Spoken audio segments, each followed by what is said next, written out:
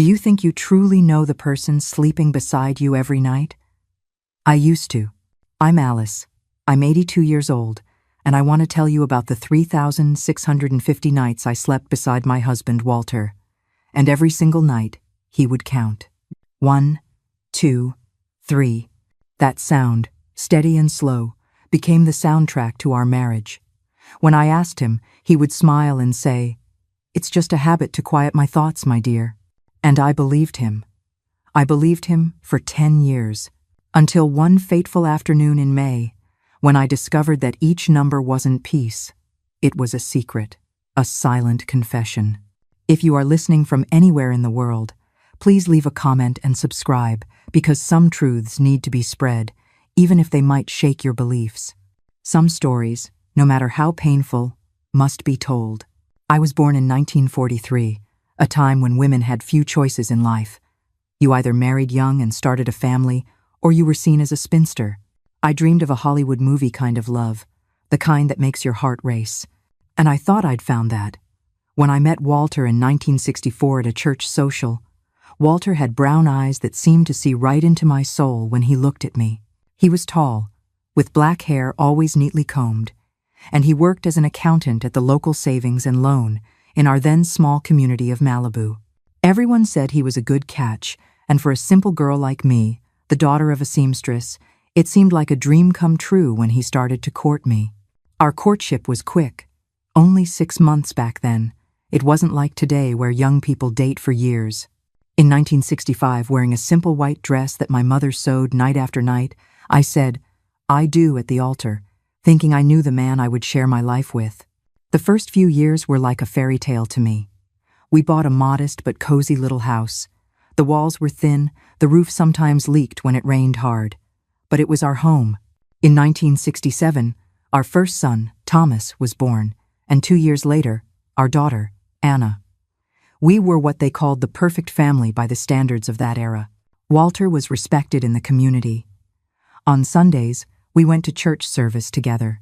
Afterward, we'd have lunch at my mother-in-law's house, who always made a point to comment on what a good choice her son had made. I washed, ironed, cooked, took care of the children, everything to be the wife I thought he deserved. That nightly counting had been there from the beginning, ever since we were married in 1965. For the first few years, I thought little of it, but it was around 1,970, after 5 years of marriage, that I truly began to notice it as strange, perhaps because other small suspicions had started to cloud my mind. Every night, when we lay down to sleep, Walter would do something that I no longer found just peculiar but methodical. He would slowly count to 100. It wasn't a whisper, nor was it loud, but it was constant. 1, 2, 3, until he reached 100. The first few times I asked curiously, "Walter, why do you count to 100 every night?"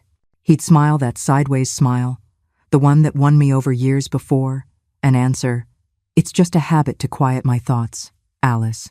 Nothing to worry about." And as an obedient wife of the 70 seconds, I didn't question it. I accepted his words as absolute truth. Today, I wonder how many of us, women of that generation, silenced our doubts in the name of household harmony. My dears, perhaps you find it hard to understand now. Why not demand answers? Why not confront him? You see, in my time, household harmony was often valued more than the truth itself. We were taught that keeping a peaceful home was our duty, and so many of us chose to simply cover our own ears. Over time, other signs began to appear. First, it was small things. A different cologne on his shirt, a lipstick stain on his collar, which was certainly not my shade, work hours that stretched later and later. Then came the elaborate excuses for business dinners on weekdays and sudden trips that the bank required. I remember one specific night in January of 1972. There was a sharp chill in the air, and Walter called to say he'd have to stay in a nearby city because there was an important audit the next day. I believed him, of course. That night, with the children already asleep, I sat in the empty living room, wrapped in a blanket, and for some reason, I found myself counting to 100, just like he did. When I reached the number 43, the phone rang. My heart skipped a beat, thinking it was him. But when I answered, the line was silent for a few seconds, until I heard a woman's laugh in the background before they hung up. That dawn, I couldn't sleep. Sitting by the window, watching the pale moon light up our modest yard, I wondered how many nights like that were still to come. But the most painful part wasn't the suspicions, it was the fear of confronting them. What would a woman with 2 small children, without professional training, do alone in that world? Where would we live? How would I feed my children? So, like many women of my generation, I chose silence. It wasn't a brave silence, my dears. It was the silence of fear. When you believe your entire world, your children, your home depends on one person, that fear of losing everything becomes a stronger prison than any lock. I chose to pretend I didn't see the signs, that I didn't hear the whispers at the grocery store when I walked by, that I didn't notice the pitying looks from the neighbors. And every night, lying next to him in bed, I would hear his methodical count to 100, imagining that each number represented a lie he had told me. The children were growing up. Thomas, so much like his father in his gestures and way of speaking, started to question why his dad rarely came to his little league games at school. Anna, my sweet girl, would always run to the window when she heard any car, hoping it was her father coming home. Many times, I found her sleeping on the sofa, still in her dress and shoes, because she wanted to show her dad her report card with its excellent grades. In 1974, I started taking in sewing work, like my mother used to have some money of my own. Not that Walter didn't provide financially. He was always generous in that regard. But something inside me needed that independence, however small. Every dress I sewed, every curtain I hemmed for the neighbors, was a small act of autonomy. And so the days turned into months, the months into years, and that nightly count became the soundtrack to our life of appearances. I wondered if I would ever have the courage to confront him, to demand the truth, or if I would spend the rest of my life silently counting lies along with him until I reached 100. What I didn't know was that the truth would come to me in a way I could never have imagined. And when it arrived, on a rainy Tuesday in May 1975, no amount of counting in the world could have prepared me for the impact. It was an afternoon like any other. The children were at school. I had just finished ironing a dress for Mrs. Helen when the phone rang. I answered, expecting it to be a client wanting an alteration. But on the other end of the line, a female voice I had never heard before said something that changed my life forever. "Good afternoon, ma'am. My name is Christine. I think you have the right to know that your husband and I have been having an affair for over 2 years. And I'm not the only one. And I'm not the only one." With those 7 words, the floor falls out from under Alice's life. The truth is often brutal, but this revelation is a special kind of cruelty. Let's listen closely to see how she finds the strength to even stand up after a blow like this. I was paralyzed, the receiver feeling as heavy as lead in my hand. My breath caught in my throat as I tried to process what I had just heard. Christine, a name I had never heard before, but one that would now be impossible to forget. "Are you there?" the voice asked, devoid of emotion. "I am," I replied, in a voice that didn't sound like my own. "Why? Why are you calling me?" "Because I'm tired of being the other woman. He promised to leave you over a year ago. He said he was just waiting for the right time, that he needed to prepare the children. But last night, I found out there are others besides me. I'm not the only mistress, ma'am. Your husband has a special talent for lying." Every word she spoke was like a needle, piercing my heart, already fragile from the suspicions I had tried to ignore for years. I hung up the phone without saying goodbye, my legs giving way as I slid down to the kitchen floor, that yellow linoleum floor which I waxed every week until it shined, now witnessed my complete humiliation. I sat there on the cold floor. For how long? Half an hour? 2 hours? I lost track. In that moment, I wasn't a wife or a mother. I wasn't even Alice. I was just an empty space. Isn't that strange? That the entire life you'd built could shatter into pieces from a single telephone call. Just then, I heard a soft knock. It was Mrs. Helen, the neighbor I'd been sewing for. She'd come to pick up her dress and found the front door ajar. She saw me on the floor, my face stained with tears, and didn't say a word. She simply came in, helped me up, and made me a strong cup of tea. She sat with me, holding my hand. "You are stronger than you know, Alice," she whispered, as if she understood everything without me saying a word. "This is not your shame to carry. This is his." In that moment, her simple act of kindness was the only thing holding me together. She was the first person who made me feel like I wasn't invisible. Her words became a lifeline, a small flicker of light in the immense darkness that had just consumed me. I only know that when the living room clock struck 4, I stood up automatically. The children would be home from school soon, and no child of mine would see their mother defeated on the kitchen floor. I washed my face, fixed my hair, and prepared their after-school snack as if it were any other day, as if my world hadn't just fallen apart. That night, I served dinner as always. Thomas talked about a run he scored in PE. Anna complained about her math teacher.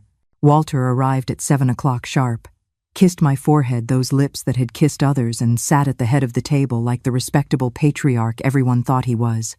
I watched his every move, the way he cut his steak, how he smiled at the children, how he asked about their day with apparent interest. I looked for signs, something that would explain how I could live with this man for 10 years without really knowing him. But there was nothing visible, no external mark that revealed the rottenness I now knew existed inside him. After the children went to sleep, I sat in the living room while he read the newspaper, just like so many other nights. But this was not just any night. "Who is Christine?" I asked, my voice surprisingly firm. You know, it's a funny thing. When you finally have nothing left to lose, you find a strength you never knew you had. That firmness in my voice? It wasn't just anger. It was the sound of a woman who had already broken and had no reason left to be afraid. The newspaper lowered slowly. His eyes, those same brown eyes that had captivated me a decade earlier, now looked like a stranger's when they met mine. For a second, I saw panic in them. Then, the mask of composure slipped back into place. "I don't know any Christine," he replied, trying to sound confused. "She called me this afternoon." Silence. A silence so thick you could cut it with a knife. I saw his throat move as he swallowed hard. Alice, whoever called must be mistaken. Probably some tasteless prank. So that was it. More lies. One more for the nightly count. "She said you've been together for over 2 years, Walter, and that she's not the only one." He stood up, threw the newspaper onto the coffee table, and began to pace the living room, running his hands through his hair repeatedly. That nervous gesture I knew so well, it was what he did when he was cornered. "This is absurd. You're going to believe some random stranger who calls our house? I'm going to believe the different colognes I've smelled on your shirts for years, the lipstick stains that aren't my shade, the silent phone calls, the sudden trips, you're pulling away, you're counting every night." When I mentioned the counting, he stopped pacing. His shoulders slumped as if an invisible weight had been placed on them. "What does the counting have to do with this?" "I don't know. You tell me, Walter. What does it mean to count to 100 every night before sleeping next to your wife?" He sat down again, this time in the armchair facing me. He suddenly looked much older, the lines around his eyes deeper. "Alice, He started and stopped, as if the words were stuck in his throat. "It wasn't supposed to be this way. I never wanted to hurt you." The confession came slowly, like a wound being opened bit by bit. First Christine, a secretary from another bank whom he began seeing during his business trips. Then Diane, a client. Next, Joyce, a colleague's wife. And others, whose names he didn't even remember clearly. Brief affairs, one-night stands, meetings in roadside motels. Each revelation was a new blow. Sitting there, listening to the extent of his betrayal, I felt as if I were outside my body, watching a scene from a sad movie. This couldn't be my life. This couldn't be the man with whom I had built a family. This couldn't be the father of my children, confessing to living a double life for almost our entire marriage. "And the counting?" I asked when he finally stopped talking. "Why count to 100? He lowered his eyes, unable to look at me. It started as a way to fall asleep, but later it became something else. His voice was almost a whisper. Each number was an excuse, Alice. A justification I created for myself.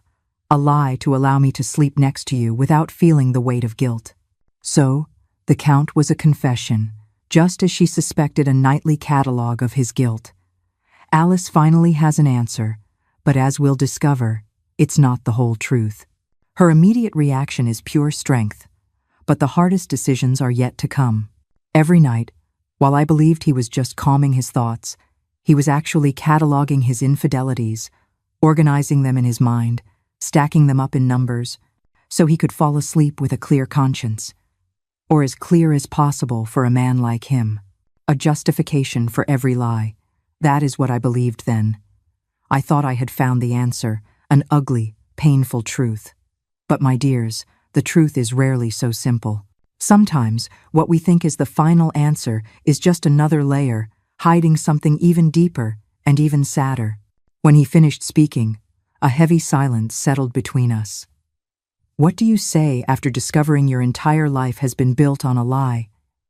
That the promises made before an altar, before God, meant nothing.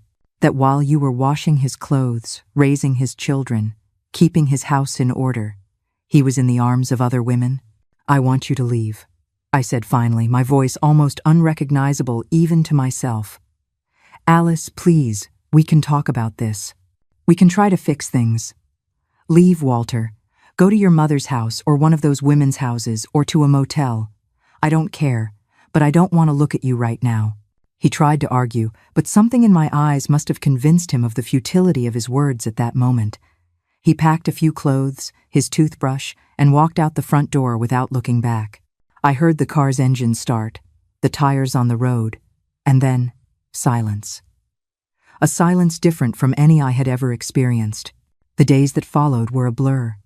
I had to explain to the children that their father was traveling for work for a few days. Thomas, already 8 years old, looked at me suspiciously, as if he could sense something bigger was happening. Anna, at 6, just asked when he would be back. Soon, I replied, not knowing if it was true. The nights were the worst. Lying alone in the bed we had shared for a decade, I would catch myself counting to 100, trying to understand how such an innocent-seeming ritual could hide something so dark. Some nights, I couldn't get past 20 without the tears coming. Other nights, I'd reach 100 and keep counting, as if I could find some answer, some meaning in the numbers beyond it. A week after Walter left, Christine called again. This time, her voice sounded different. The calculated coldness was gone. He came to see me, she said. He told me you kicked him out, said he was honest with you, that he confessed everything. And why are you calling to tell me this? I asked, too exhausted to feel angry. Because I think you should know he's trying to manipulate both of us. He told me he's going to file for separation, that it's final this time. But last night, I saw him with another woman at a bar, one I'd never seen before. Curiously, this new revelation didn't hurt me as it should have. It was just more confirmation of the man Walter truly was. A man I never really knew, despite having slept next to him for 3,650 nights. A stranger with whom I had raised 2 children. I thanked Christine for the call, without resentment. In a way, she had freed me. Her words had torn away the veil of illusion I had been living under, and as painful as it was to face the truth, it was better than continuing to live a lie. In the following weeks, I had to make decisions I never imagined I'd have to face. With no professional training and 2 small children, what would I do with my life? Going back to my parents' house wasn't an option. My father had passed away years earlier, and my mother was living in a small room in the back of my sister's house, who already had her own large family. It was then that I found a strength within myself I never knew I possessed. I started sewing more, turning what was just supplemental income into my livelihood. I woke up at 5 a.m. to get everything ready for the children. Then I sewed until late at night. My fingers grew calloused. My back ached, but every finished dress, every delivered order, was a small triumph. Walter returned after a month, asking to talk. He looked haggard, thinner, with deep dark circles under his eyes. I let him in, more for the sake of the children who missed him than for any other reason. "I made terrible mistakes, Alice. I don't deserve your forgiveness, but I want to try to fix things for our family." I looked at him, this man I knew so well and yet didn't know at all, and for the first time since it all began, I felt something other than pain and anger. I felt pity. It's too late for some things, Walter. Trust is like a mirror. When it breaks, you can glue the pieces back together, but you'll always see the cracks in the reflection. After that conversation, Walter and I did what many couples of our generation did. We chose to stay together, not out of love or true forgiveness, but for convenience, for the children, for what other people would say. It was 1975, and divorce, although legally possible, was still seen as a stain on one's reputation, especially for the woman. So, Walter moved back in. I can almost hear you asking, "Alice, why? Why would you let him come back?" It's a fair question. You must understand, in 1975, divorce wasn't just a legal paper. It was a mark of failure, of shame, especially for the woman. I chose the stability of a broken home for my children over the terrifying uncertainty of a divorced woman. It was a very difficult choice. The children were happy, of course. Thomas celebrated with an enthusiasm that broke my heart, and Anna wouldn't leave her father's side for days, as if afraid he might disappear again. As for me, I allowed him to take the guest room, a small room at the back of the house that we used to store old suitcases and keepsakes we didn't want to throw away, but also didn't want to see every day. Ironic, how perfectly that described the state of our marriage. Walter is back, but the marriage is now just an arrangement, confined to separate rooms. This is the difficult compromise Alice makes for her children, choosing the stability of a broken home over the uncertainty of a broken life. This cold truce will last for decades, until another crisis changes everything. Our life turned into a carefully rehearsed choreography. At the children's birthday parties, at Sunday lunches at my mother-in-law's, at school events, we were a smiling couple in photographs, exchanging superficial pleasantries, keeping up appearances. But within the four walls of our home, we were two strangers sharing a space, connected only by the children we had created. Walter continued to be a good financial provider. I can't deny that. In time, he was promoted to branch manager at the bank, which meant more money, but also more trips. I didn't ask where he went or who he was with. I had learned that some questions only bring answers that hurt more than the doubt.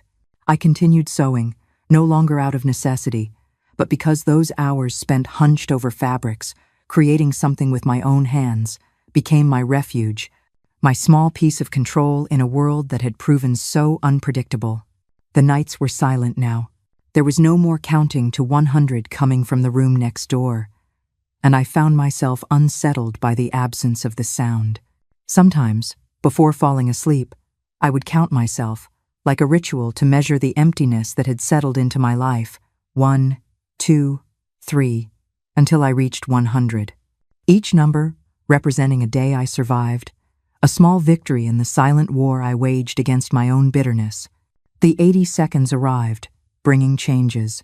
Thomas, now a teenager, began to question the strange dynamic between his parents.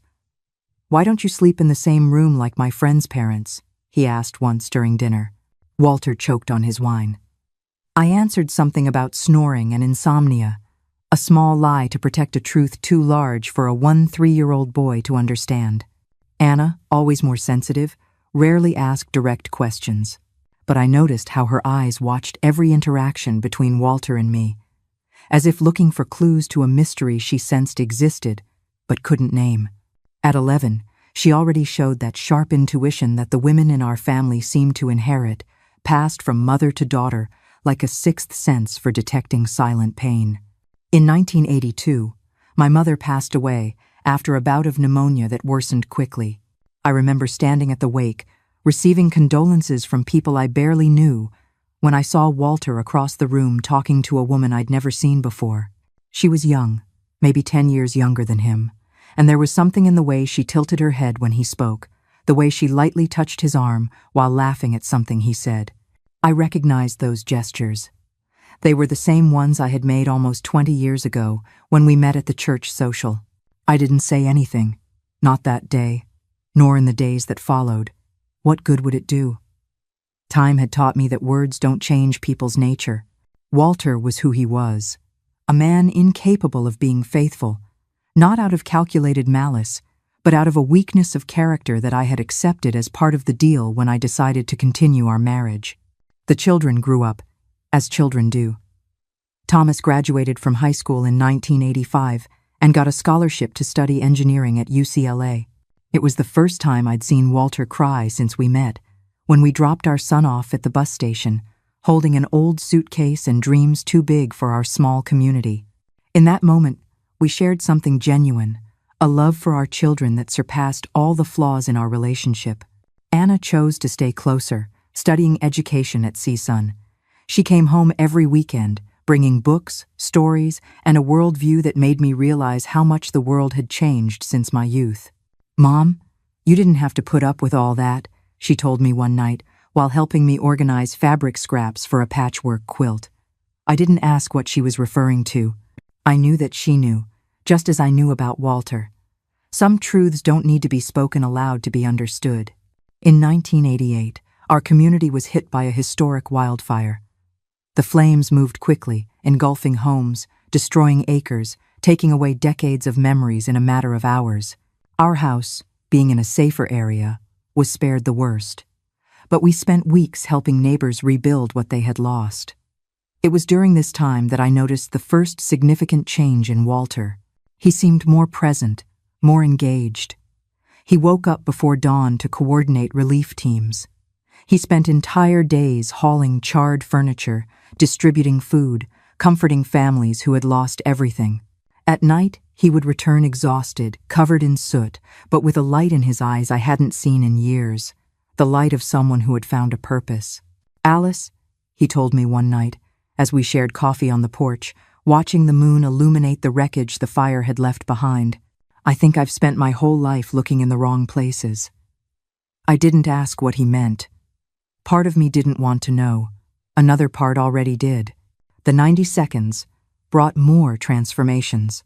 Anna married a professor she met in college, a kind young man named Paul, who looked at her as if she were the answer to a question he'd spent his whole life trying to formulate. The wedding was simple, in the church garden. Walter walked her down the aisle, and as he gave her away to the groom, he whispered something in her ear that made her smile and cry at the same time.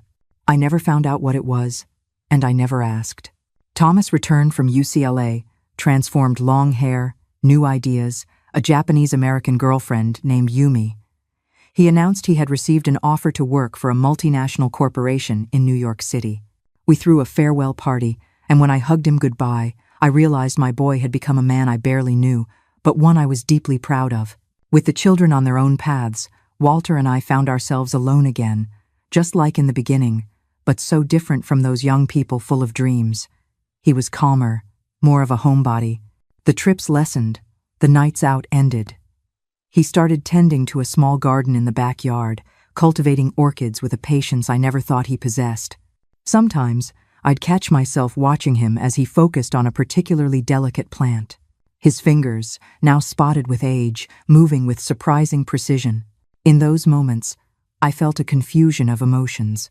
Resentment for the lost years, anger for the betrayals, but also a strange peace that we had made it this far, surviving the shipwreck of our marriage somehow. It was in 1998, when we were in our 50 seconds, that life decided to play another trick on us.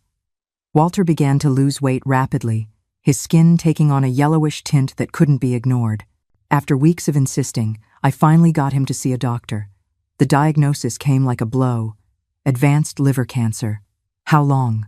I asked the doctor, a young man who looked about Thomas's age, while Walter waited in the car, refusing to hear the details of his own prognosis. 6 months, maybe a year with aggressive treatment, but the quality of life. He left the sentence hanging in the air, his eyes saying what his words couldn't. After decades of emotional distance, an incurable disease forces them back into a shared space. This diagnosis isn't just an ending, it's a catalyst. It will force Walter to face his life, and Alice to face the man she never truly knew, leading to a revelation she never saw coming. I drove home in silence, my hands gripping the steering wheel so tightly my knuckles turned white. Beside me, Walter looked out the window, watching our town pass by, as if trying to memorize every detail. "I don't want treatment," he said, when we stopped in front of our house. "I don't want to spend my last months in hospitals hooked up to machines." I wanted to protest, to say he needed to fight for his children, for the grandchildren who would come, but looking at his face, I saw a determination I had rarely witnessed before. And I understood that, perhaps for the first time in his life, he was making a completely honest choice. The following weeks were a succession of phone calls, visits, arrangements. Thomas insisted we should see specialists at Cedars-Sinai. He talked about experimental treatments, about not giving up. Anna, pregnant with her first child, came by every day after the school where she taught, bringing homemade soups that Walter could barely taste but pretended to enjoy so as not to hurt her feelings. It was during this time that I found the journal. I was cleaning out his desk, looking for insurance papers, when I opened a drawer we rarely used. There, hidden under piles of old papers, was an unmarked, black-covered notebook. I opened it hesitantly, not wanting to invade Walter's privacy, but driven by a curiosity I couldn't control. The first pages were dated 1972. The handwriting was unmistakably his, but the words, "Today, I counted to 100 again." The guilt was heavy. I told myself that each number was just a way to quiet my mind, but I knew it was a lie. I was counting to justify what I had done, stacking up excuses like numbers in my head. I promised myself again, tomorrow I'll stop. The same lie I tell myself every night. I flipped through the journal with trembling fingers. Years and years of similar entries, confessions, regrets, broken promises. And then, starting in 1988, the year of the wildfire, I saw a gradual change in tone. Fewer justifications, more reflections. Fewer women's names, more thoughts on the meaning of life, on lost time, on remorse. The entries continued, becoming sparser, until the final one, dated just 2 weeks ago, written in a hand already weakened by illness. Today I counted to 100 again, but each number was a reason why I don't deserve her forgiveness. I closed the journal and put it back where I'd found it. That night, I prepared a light dinner I knew he could eat. Vegetable broth, soft bread, a homemade pudding that was always his favorite. We sat on the porch, watching the sunset over the orchid garden, which was now blooming in colors too vibrant for a place where death cast its shadow. "I found your journal today," I said after a long silence. He didn't seem surprised or ashamed. He just nodded slightly, as if he'd been expecting this moment. "I always knew you'd find it one day. Maybe part of me wanted you to." "Why? Why did you write all that?" He set his spoon down next to his uneaten dish and looked directly at me. His eyes, those same brown eyes that captivated me decades ago, now sunken by illness, but clearer and more honest than they had ever been. Because I needed to admit to myself who I was, and because somehow I hoped that one day I could be better than that. It was the most sincere answer I had ever received from him. The weeks following the discovery of the journal passed in a strange peace. It's curious how impending death has the power to dissipate the fogs we spend decades building around truths we'd rather not see. Walter and I established a quiet routine, but it was no longer that heavy silence, laden with unspoken grievances. It was a lighter, almost contemplative silence. In October 1998, the disease progressed rapidly. The doctor had predicted 6 months, but Walter's body seemed to have its own timeline. The pain medication became insufficient. His legs swelled so much he could barely walk to the orchid garden he loved. Thomas came back from New York, taking an indefinite leave from work. Anna, despite her advanced pregnancy, showed up every day, sitting by her father's bed to read books aloud, the same ones he used to read to her when she was little. One particularly difficult night, as I was helping Walter get settled after a coughing fit left him exhausted, he gripped my wrist with a surprising strength for someone so frail. "Alice, I need to tell you something, before it's too late." I sat on the edge of the bed, adjusting his pillow so he could speak without as much effort. His eyes, once so vibrant, were now clouded by medication, but they still held that intensity that always unnerved me. I'm listening, I said, holding his wrinkled hand in mine. The counting. It started long before you think. He paused, gasping for breath. I waited patiently, feeling the fragility of his fingers, the bones nearly visible beneath his yellowed skin. My father, do you remember him? How could I forget? His father was known in town for two things: his talent as a carpenter and his explosive temper when he drank. Walter rarely spoke of him, especially after his father died of a heart attack in 1970. I remember him. I grew up watching him destroy our house when he drank. I saw how he treated my mother, the screaming, the broken objects, the bruises she tried to hide. I felt a chill. In over 30 years together, Walter had never shared these details. I knew his childhood hadn't been easy, but he kept that chapter of his life hermetically sealed. I swore I would be different, that I'd never be like him. His voice failed. But do you know what I discovered on our wedding day? When I saw you walking down the aisle, so young, so confident in me? I shook my head, unable to speak. I discovered that I carried the same anger inside me, the same fire. I felt it for the first time. When you burned my favorite shirt with the iron, a disproportionate rage consumed me. My fists clenched instinctively. I remembered that day, shortly after we were married. I was devastated for ruining the shirt he loved so much. He just went for a walk and came back hours later, calm, saying it didn't matter. I never imagined what was going on behind those brown eyes. That's when it started, Alice. The counting. 1, 2, 3, until I felt the anger fade. It worked that day, and in the days after, whenever something irritated me, it was my method for not exploding, for not turning into my father. Just imagine, you live for decades believing one thing, only to discover its foundation was something else entirely. Not just guilt, but a private, lifelong battle against a demon I never knew he had. It didn't excuse the betrayal, no, but in that moment, it explained the man. I felt the tears streaming down my face. So many years sharing a life, and only now, at death's door, was he revealing this silent battle he'd fought with himself. But then, the other women? He sighed, the sound rattling in his compromised lungs. That came later, when I realized I needed the count just to stop myself from taking out my frustrations on you. I started to feel weak, flawed. I sought validation in other women, confirmation that I still had some worth. It was wrong. I knew it. Every affair only added to my guilt, my self-loathing, and the cycle continued. The more I hated myself, the more I sought those distractions, and the more I needed to count at night, just to endure what I had become. We were silent for a few minutes, only the sound of his labored breathing filling the room. Outside, the sun was beginning to set, casting a golden light through the window, forming dancing patterns on the white sheet.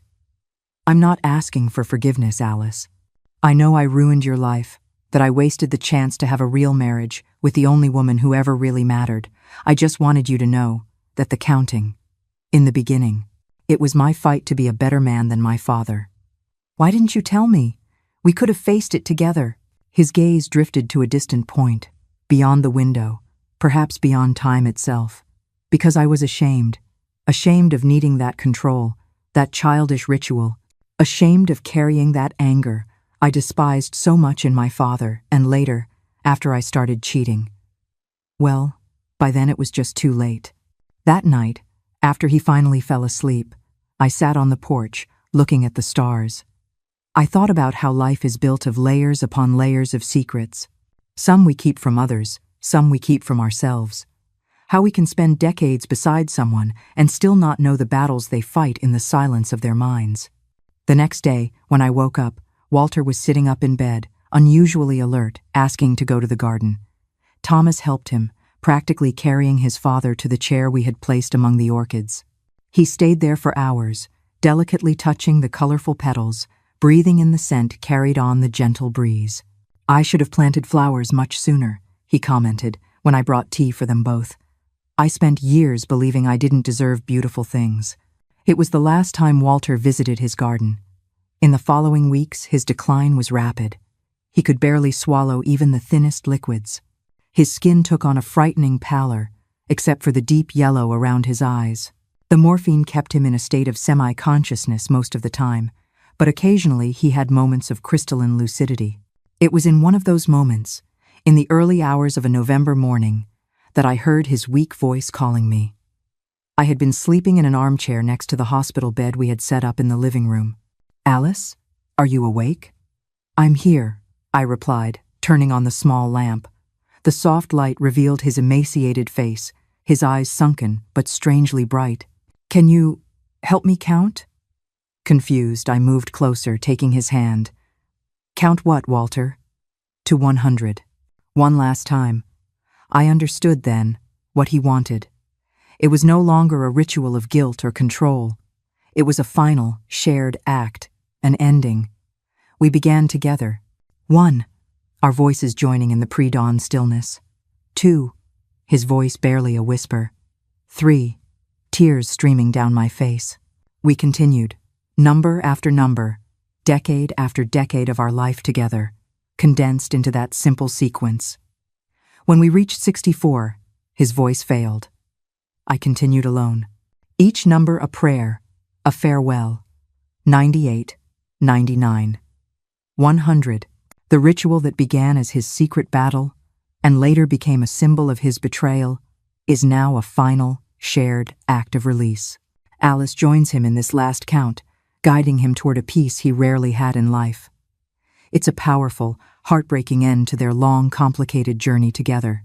When I finished, I looked at his face. A soft smile had formed on his lips. His eyes were closed.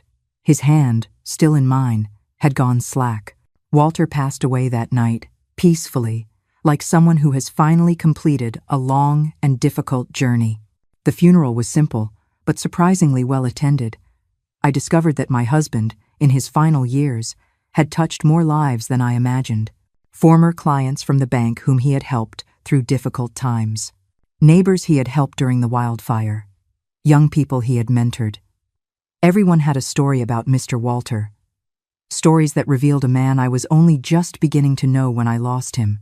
Anna gave birth to a baby girl 3 weeks later. She named her Willa in honor of her father. When I held that little bundle in my arms for the first time, looking at the tiny red face that already showed traces of her grandfather, I felt a strange sense of continuity, as if life were giving us another chance through this new generation. It was while sorting through Walter's belongings, weeks after his passing, that I made the final discovery. In the back of the closet, among old shoeboxes, I found a yellowed envelope addressed to me. Inside, there was a different notebook from the journal I already knew. This one was older, the cover worn, the pages yellowed with time. On the first few pages, a list written in Walter's youthful handwriting. Reasons not to be like my father. 1, the look of terror in my mother's eyes. 2, the nights I slept under the bed to hide. 3, the broken promises. The list continued, filling page after page with his resolve. On the last page, a more recent entry, written in the shaky hand of his final days. Today, I see that I failed in many of my promises. I was not the man I swore to be.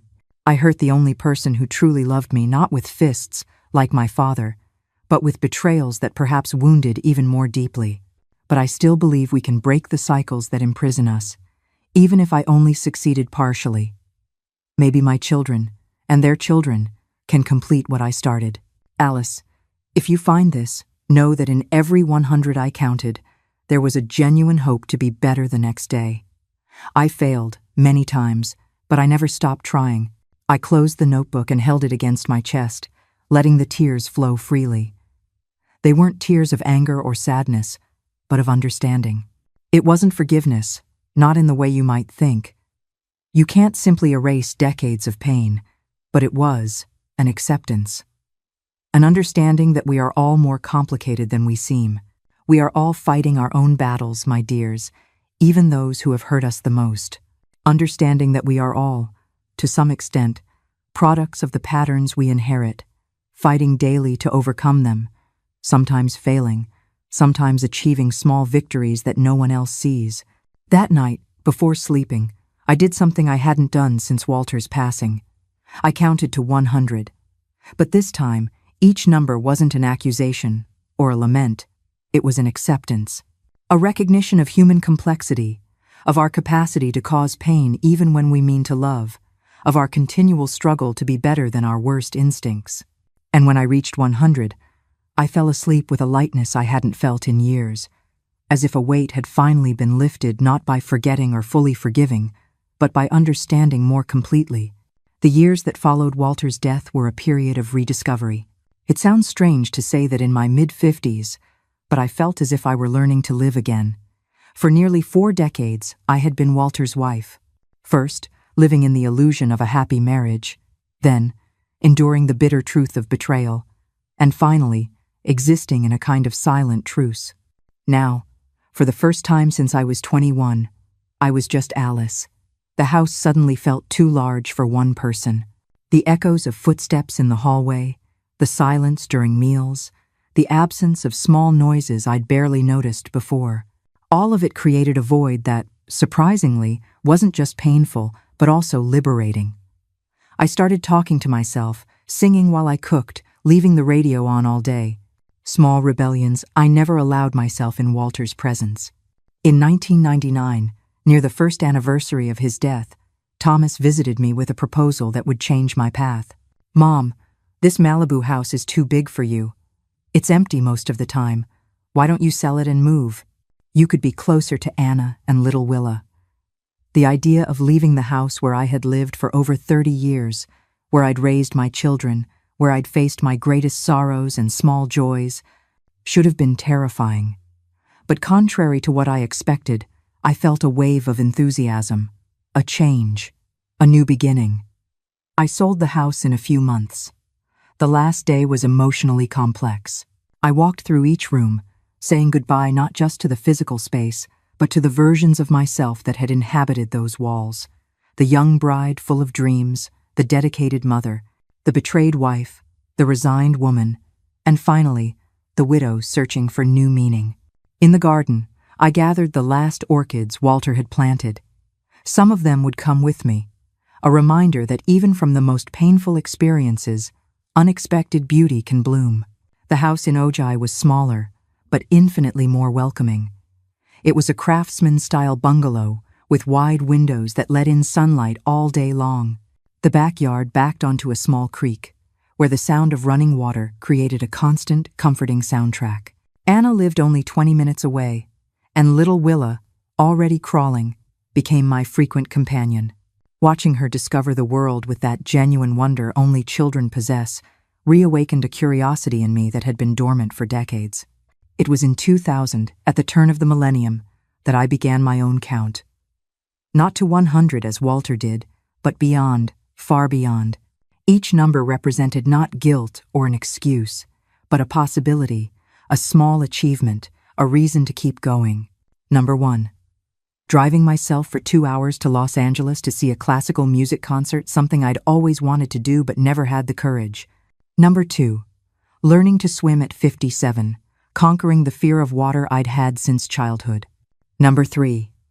Planting my own garden, not just with orchids, but with a variety of flowers and herbs that turned the yard into a small, multicolored paradise.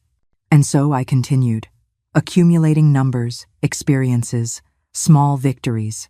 I traveled alone for the first time in 2003 to visit Santa Fe, something I had always wanted to do. I remember sitting in a cafe, watching the snow fall, when I realized I was genuinely happy. Not that anxious happiness of youth, always aiming for the future, but a quiet joy of being exactly where I was supposed to be, exactly as I was. In 2005, Thomas married Yumi in a ceremony that blended American and Japanese traditions. Her family flew in from Tokyo, bringing elaborate kimonos and a respect for elders that moved me deeply.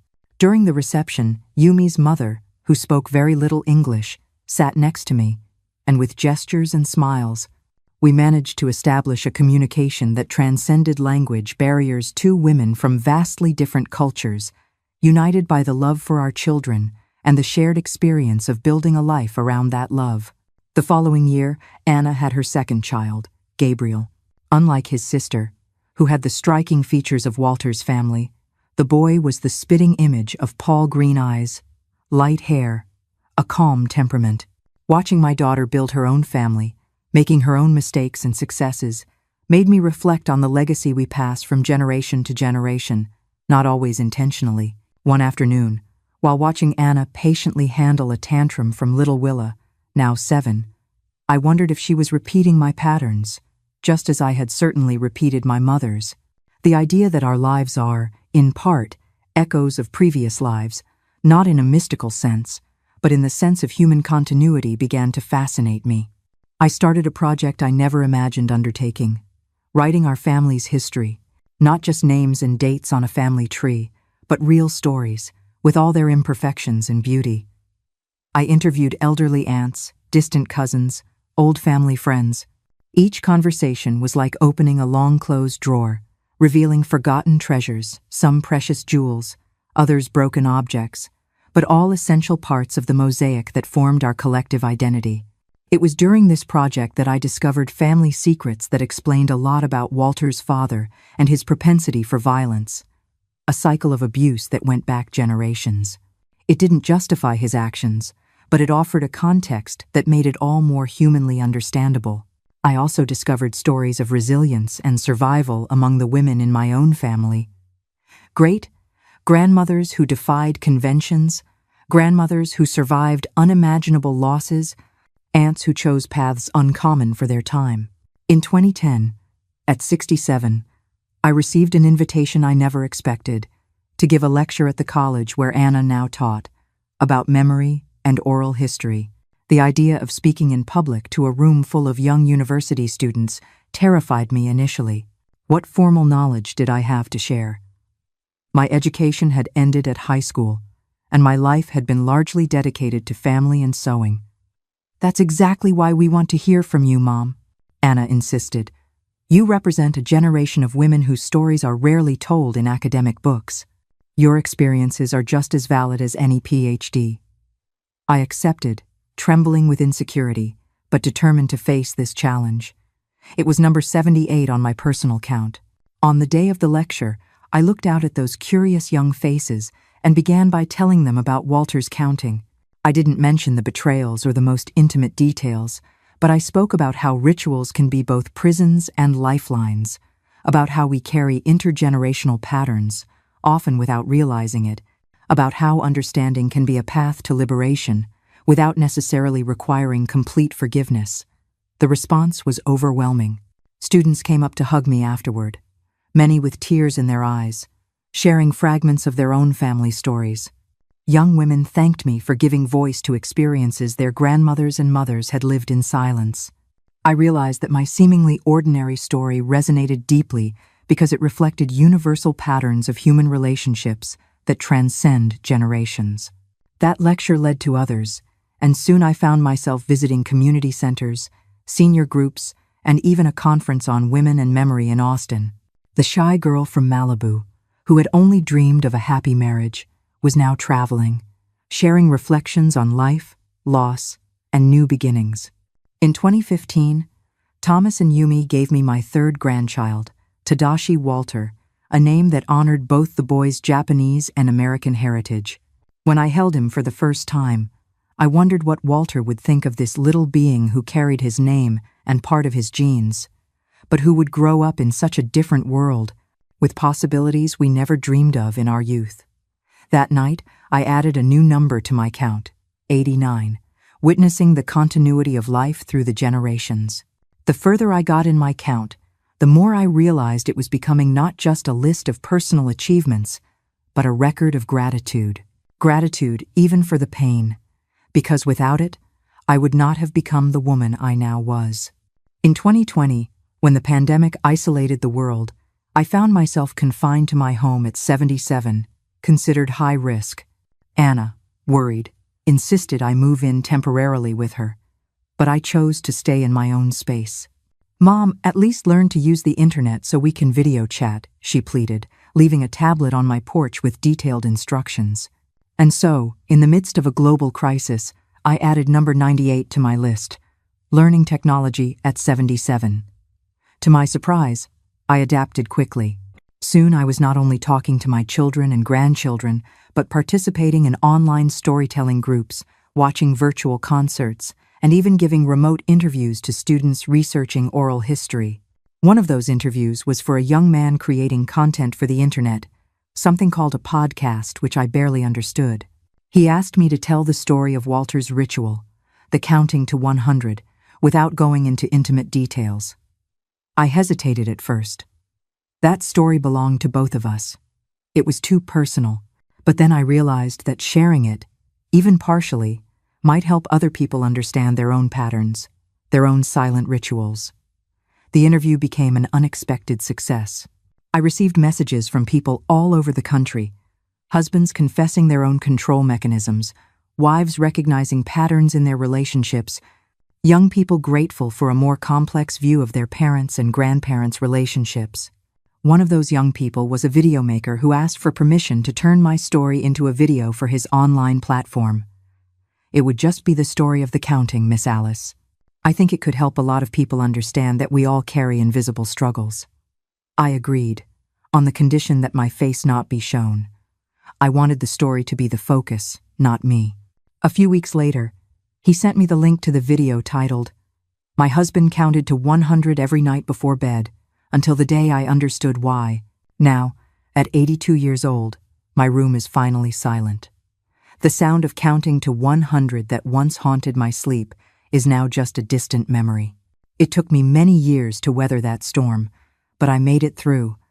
I have replaced the memory of that nightly count with new experiences I sought out for myself, each one a reason to smile. The true story of my life isn't the betrayal, but the miraculous resilience of the human heart. Peace is real. It isn't somewhere far away. It's found in the way we choose to confront our past. If these reflections resonated with you, please subscribe, because I still have many more stories to tell.